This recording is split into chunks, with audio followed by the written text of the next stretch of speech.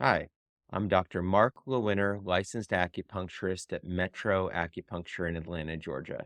And I'm here with my lovely co-host, acupuncture partner, and mom, Dr. Andrea Lewinner. Mom, how are you doing? I'm doing well. How are you doing today? Hanging in there. Well, today we are going to talk a little bit about acupuncture history in Europe and the United States.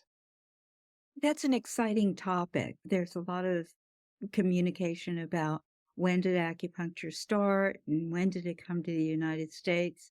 So I think this will be a very informative. Absolutely. And the majority of this information has come from a article that was published on October 25th, 2013. And the title of the article is A Historical Review and Perspective on the Impact of Acupuncture on U.S. Medicine and Society. And this article was written by Dominique Liu, who is an acupuncturist and a dentist, and Gabriel Liu, who's a medical doctor and also has a PhD. And in the article, they mentioned that around the 1500s to 1700s, the Dutch East Asian Company, while pursuing merchant trading in China and Japan, brought Chinese acupuncture procedures back to Europe. The French Jesuits were really responsible for continuing to spread the word of acupuncture, but a Portuguese man named Ferdinand Mendes Pinto wrote a book about acupuncture, and it was titled The Pilgrimage of Ferdinand Pinto. And that was published in 1614. And then it was translated from Portuguese to Spanish in 1620, and then it was translated into French in 1628, and finally into English almost 50 years later in 1663. And this book mentions acupuncture as part of the medical treatment in Japan. One of the earliest monographs, which is a collection of papers, we could say like a book on acupuncture that was written in Europe, was entitled The Secrets of Chinese Medicine, and that was published in 1671 in France. And it was written by one of the Jesuit missionaries who was in Canton, China. So that book was actually translated into Italian in 1676 and in English in 1707. Another introduction to acupuncture into the Western world was published by a very well-known German physician, Engelbert Hampfer. He was born in 1651 and then died in 1716. And in 1712, he described acupuncture in his writings. Now, he traveled all around the the world. He traveled through Russia, India, Southeast Asia, Japan between 1683 and 1693. And in this writing that was titled The Fascination of the Beloved Foreign Political and Physical Phenomena of Acupuncture, a Japanese cure for colic, and moxa, the most efficacious substance for cautery, frequently used by the Chinese and Japanese. This was a fantastic person. I really think that we could learn more about each individual. I know that we're covering almost 300 to 400 years pretty quickly, but I'm wanting to just highlight how dynamic this has been for the past several hundred years and how acupuncture came from China to Europe and then to the United States. I found this part very interesting in the article, and it makes sense because they were talking about acupuncture in France. And in 1798, when Napoleon invaded Egypt, Dominique Loret, Napoleon's chief physician, reported the utilization of devices similar to Chinese acupuncture and moxibustion to treat arthritis, paralysis, and spinal injuries on the battlefield. So even though there had been many books about acupuncture published in several languages in Europe, many of the physicians regarded acupuncture with some skepticism, but it wasn't until acupuncture had been written about through some case reports, through some authoritative medical journals, mostly in the UK, that it started to get some more legitimacy.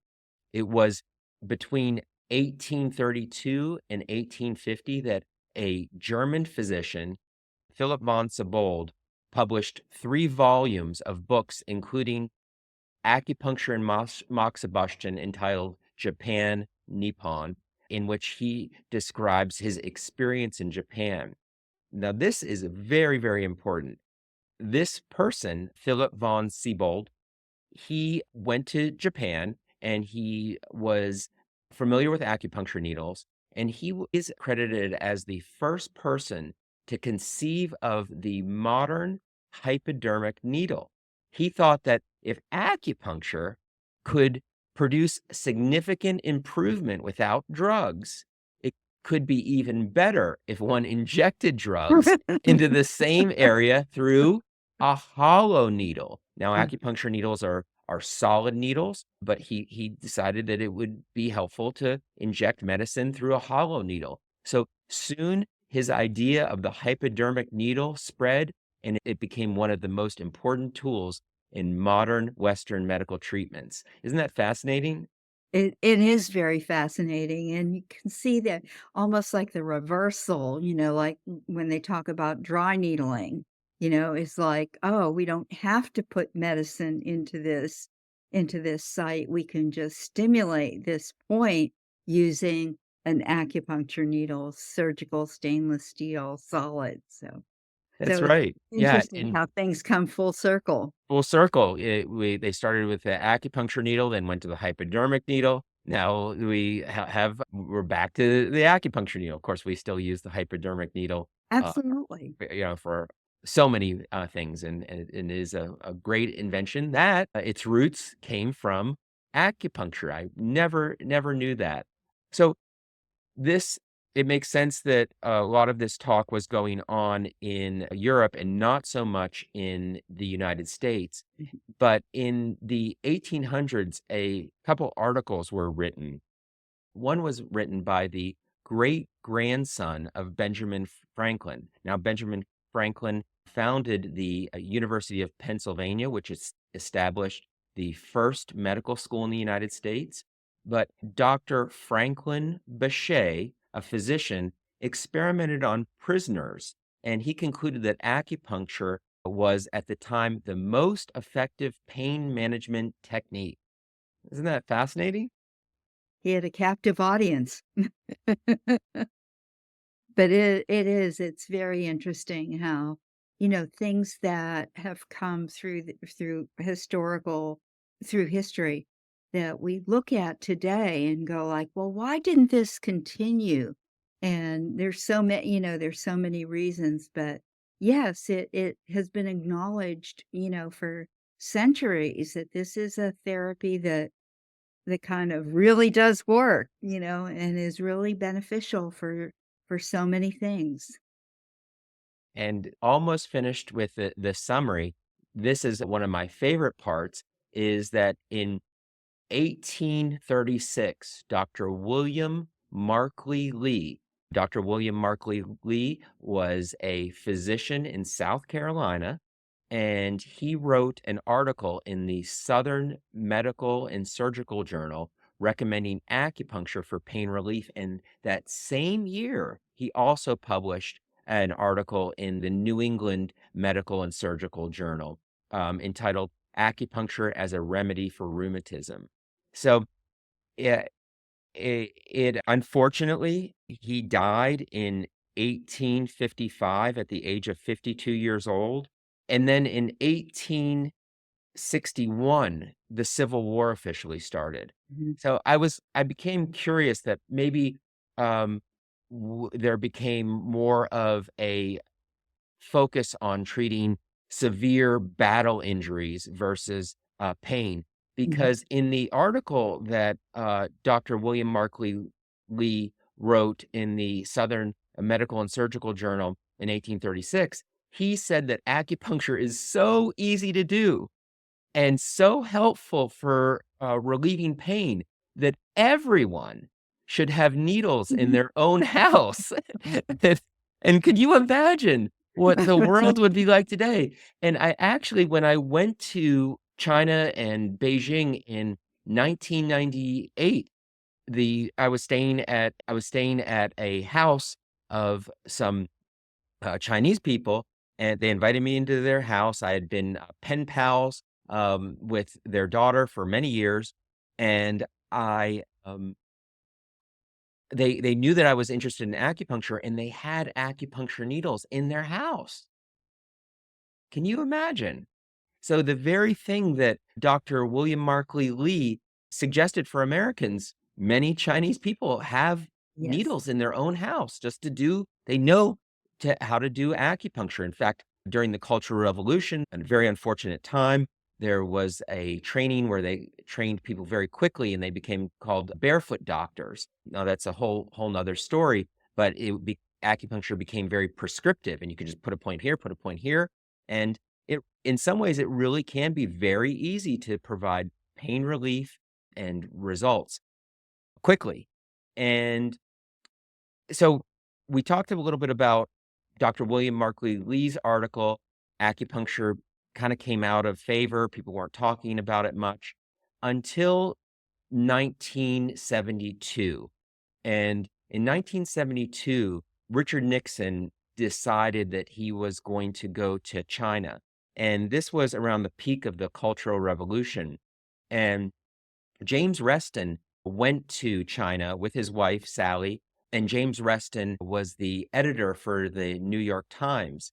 And he went to China before Nixon, and during that trip, he experienced a acute appendicitis, and he had to have his appendix removed. And it was removed surgically using modern techniques and anesthesia. But post-operatively, he experienced a pretty significant pain. And the acupuncturist was called in, and the acupuncturist did some needles on his arm and some needles on his leg and also some moxibustion, a thermal technique. Can you imagine doing moxibustion in a hospital? The reason why my You're gonna mom was blow laughing, up the oxygen. because yeah, this moxibustion technique produces a significant amount of smoke and has a very pungent smell. So, but yeah, they did moxibustion and acupuncture, and he described in later in on the front page of the New York Times in an article that he just within a few moments he felt the pain disappear and it never returned. So post-operatively, acupuncture can be very helpful, and he wrote about that experience on the front page of the New York Times, and it became wildly popular. Also, when Richard Nixon did travel to China in 1972, the US Air Force physician was there, and he also wrote an article about acupuncture, and that was published in Reader's Digest. So since 1972 in the United States, there's been a resurgence. I know that that is a tremendous amount of history, and I appreciate everyone's listening, absolutely just skimming the surface and covering some basic points. But wow, some great information, huh? It is great information. There's tradition, there's science, there's so many things, and it has stood the test of time, whether there was famine, war, uh, good times, bad times. Acupuncture has continued to Mhm. be a tool that people use to help themselves feel better. For thousands of years, this was something that was used on an ongoing basis. It wasn't just, "Gee, I've got a pain in my thumb, let's put a needle there." It was used for health along with herbal formulas, and so Yeah. Although we don't wanna minimize pain in the thumb. If you have That's pain in your thumb, you need to come see us because there's acupuncture. There's a technique that I like to do, moxibustion. I like yeah. to do a little bit of direct moxibustion, especially on the joint, and it can be a big thing. And, if your thumb's hurting, you try to go to sleep and you can just feel it throbbing. So any painful condition. You may not appreciate your thumb or even your little toe until Until it hurts. until it hurts. Yeah, so it reminds me of that saying, I haven't said it in a while. The healthy person wants dozens of things. The sick person wants just one thing, and Yes. that's to, Yeah. and that's to feel better. So Yeah. acupuncture can help one feel better. Like all medicines, it has its limitations. Or herbal medicine can help one feel better. It has its limitations, but knowing that these things have stood the test of time, I think speaks for itself. So glad that we were able to discuss this today. I know we went through hundreds of years very quickly and just kind of highlighting some bullet points. We will have a link to the article if one wants to review that. And these authors have had a sense of adventure. I can only imagine what it was like to go to Japan or China 400 years ago. It's just, the bravery, and then Yes. to bring Yes. that information back, and for us to give homage to those who were interested in writing it down and communicating the therapeutic benefit to others is a little bit of what we're doing today. Yes. Okay, until next time, thank you for watching. And thank you for your listening. Have a great day.